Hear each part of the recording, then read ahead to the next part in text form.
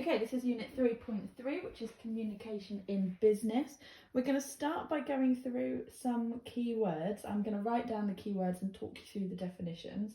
And then we're going to talk through 3 different types of communication at the bottom here. So, in terms of keywords, first keyword, which is fairly obvious, is communication. Communication is the transmission of a message from a sender to a receiver.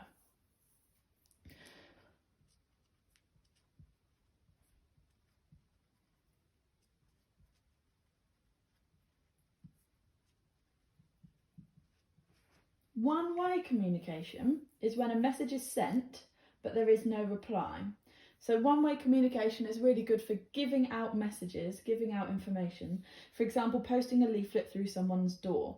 The communication is the information that is on the leaflet posted through someone's door, but that person has no chance to reply or respond, so it is one way. The opposite of that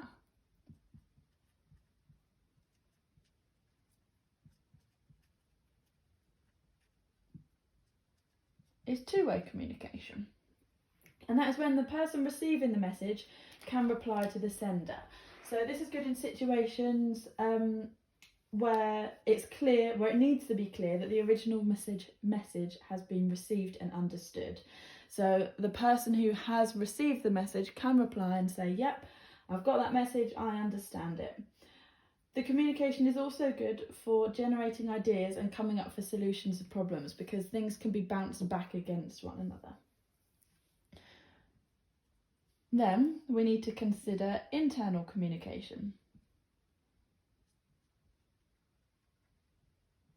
In a business context, this is communication that happens within an organisation, so 2 or more people within one organisation communicating.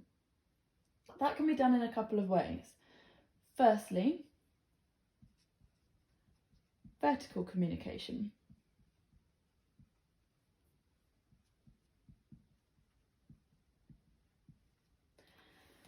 Vertical communication is where people in different layers of the organisation's hierarchy communicate with each other. So that can be upwards or downwards. I've actually still got this organisation chart that I showed you in the last video. So vertical communication is where this person speaks to this person, or that person speaks to that person, or this person speaks to that person, or that person speaks to this person. It's happening either up or down within the organisation structure. There's then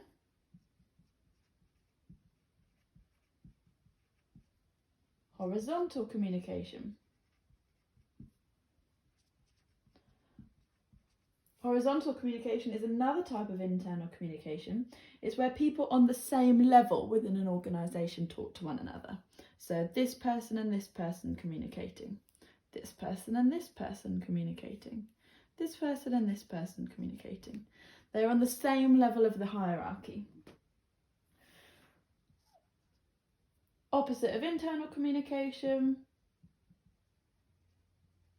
is external communication. External communication is where one person in an organisation and one person from outside that organisation engage in some sort of communication. Lastly, last 2,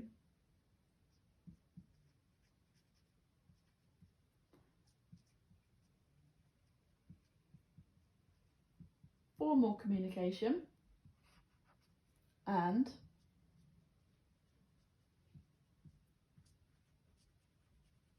informal communication. So, formal communication is when the means of communicating are through official channels, for example, letters, official meetings, and reports. Informal communication can be just as important or even more important than formal communication, but it happens informally. So, for example, a conversation during a break or at a social event. So, all of these keywords you need to know definitions for. Communication happens in all areas of business activity: marketing, finance, HR, operations, and you'll need to consider the benefit of these different types of communication to those different areas, and you may be asked to apply it to a case study in the exam. So next up, we need to look at these 3 different types of communication in a bit more detail. So verbal communication. In terms of verbal communication, we are considering the phone, calling somebody, meetings. Meetings can include video chat meetings like Zoom or Skype. That's obviously becoming more common now. And meetings can be formal or informal. So it could be, we've got to schedule it in the diary, we need a formal meeting next Wednesday. Or it could be, do you mind catching up for a little chat after that meeting, because we just need to have a little informal conversation. Presentations as well are a form of verbal communication, and presentations can be obviously the classic what you imagine, somebody standing up in front of an audience with a PowerPoint slide, or it can be as simple as a salesperson presenting a product to a customer. Advantages of verbal communication are that the sender can check that the receiver has understood, because they're talking together. The person can emphasise points through tone of voice or body language if they're face to face. So if you're trying to deliver a specific message, you can emphasise particular points of that message. And it can be supported through the use of visual aids. So you could use a PowerPoint presentation, or you could have the physical product there with you. You can support your communication and do it in 2 ways. However, if multiple people are listening, it can't always be clear that every single individual has understood the message. The receiver may disrupt the message. They may talk over you, they may ask you a question in the middle of it, you may lose your line of thought. There's no permanent record unless you have recorded a film of you doing the presentation. There's no actual permanent record. So when somebody comes back to you and says, oh, last week you agreed to do this, you could turn around and say, no, I didn't, because there's no formal record of it.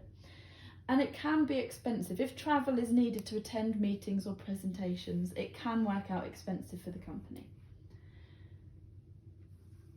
In terms of written communication, we are looking at letters, which are generally quite formal and obviously nowadays quite slow. You can attach a letter to an email to get it there quicker, but traditionally they are quite slow. Emails and texting.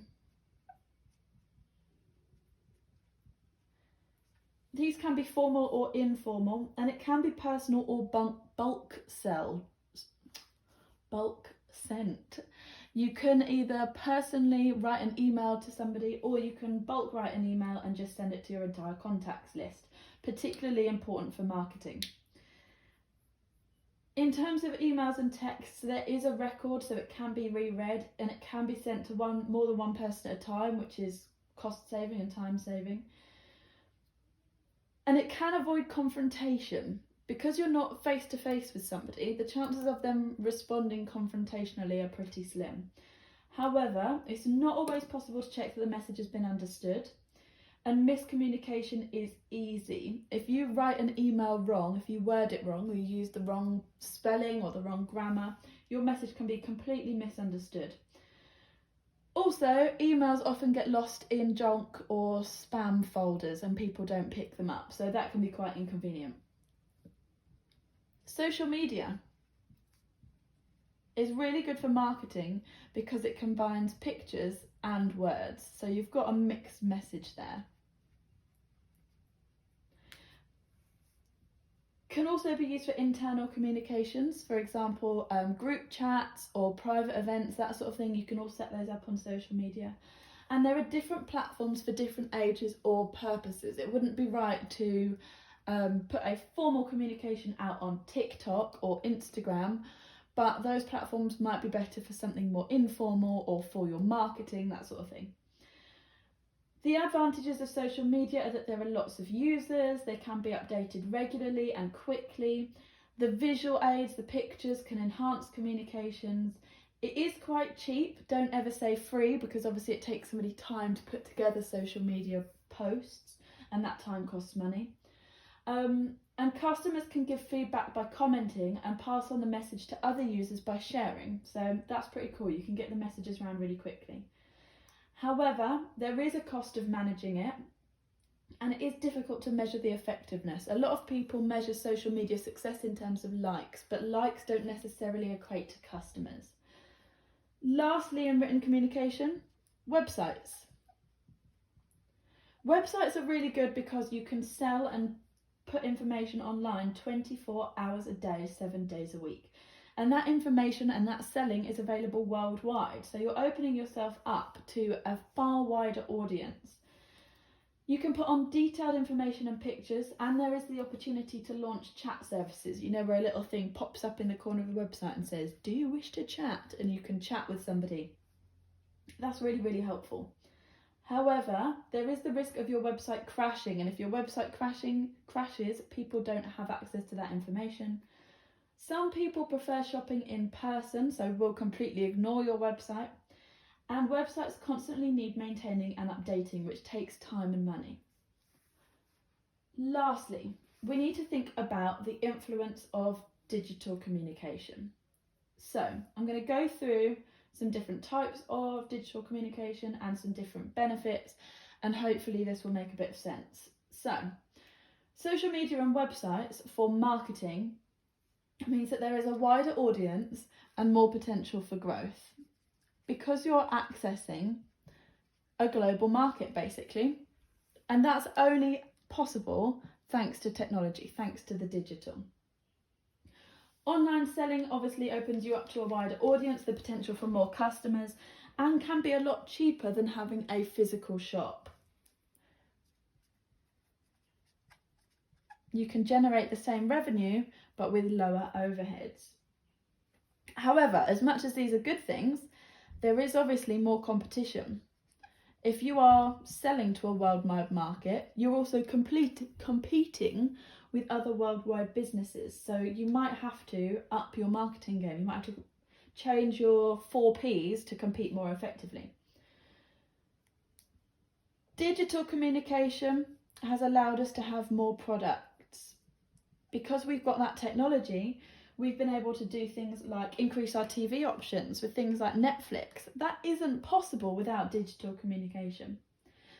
Without digital communication, we also couldn't have, that is supposed to be a W, work from home or mobile working, which, as we've discussed previously, really increases the productivity of companies. Recruitment and selection can also now be done digitally. This has been particularly seen during the COVID crisis, where people have been at home. You can do interviews via Zoom and via Skype, and that's really, really cool. You haven't got to pay to sit in an office to do that.